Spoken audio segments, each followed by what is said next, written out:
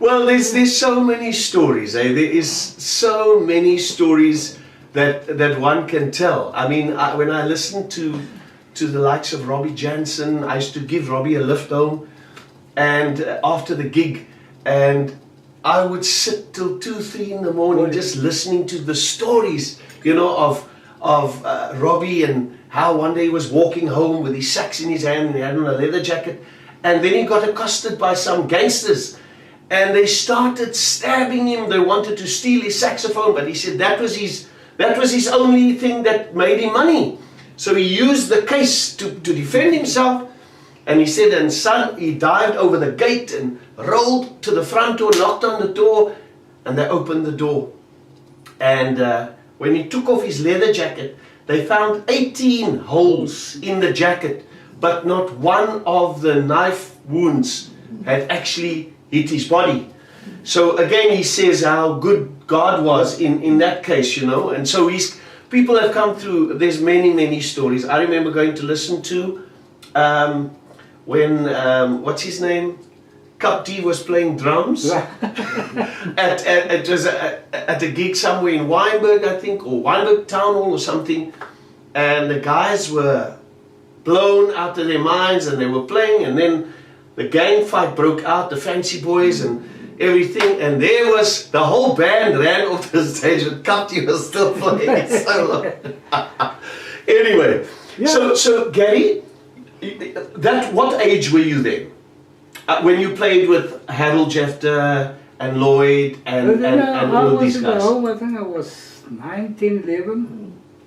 So were you through my leg? Through your leg, like Uncle Harold, you were at the Maitland Cottage. Yeah. He often refers to that camaraderie that we were talking about, the friendships that developed through music.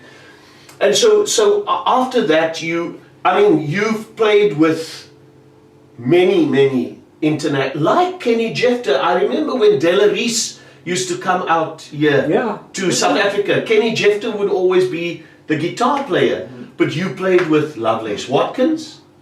Name some of the guys international acts that you played with. Oh, Percy Sledge, Lovelace Watkins. What's another guy there? Corea.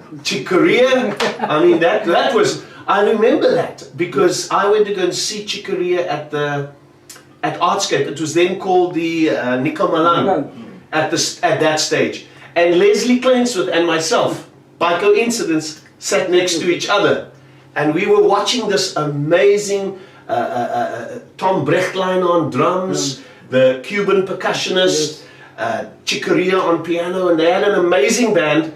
And then nobody told me about the jam session that happened afterwards at Scruples. Was it at Scruples, right? Scruples, yeah. And so there's some beautiful pictures of you with Chick and with Johnny Bargees and I was quite surprised when he said to me, "No, I want to play with you." Wow.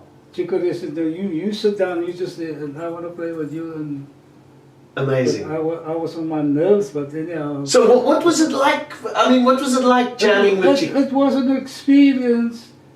I don't know if he was following me. Yes. Or I was following him, but yes. We exchanged chords. That's not even in amazing. Yeah. Was Tony there that day? Was Tony Schilder? Yeah, Did Tony jam with him? No. Obviously, they're two keyboard players, but it would have been nice to have Tony and Chick sharing the piano, you know. But there was only one piano. Only one piano. They should have come to Kaleidoscope, man.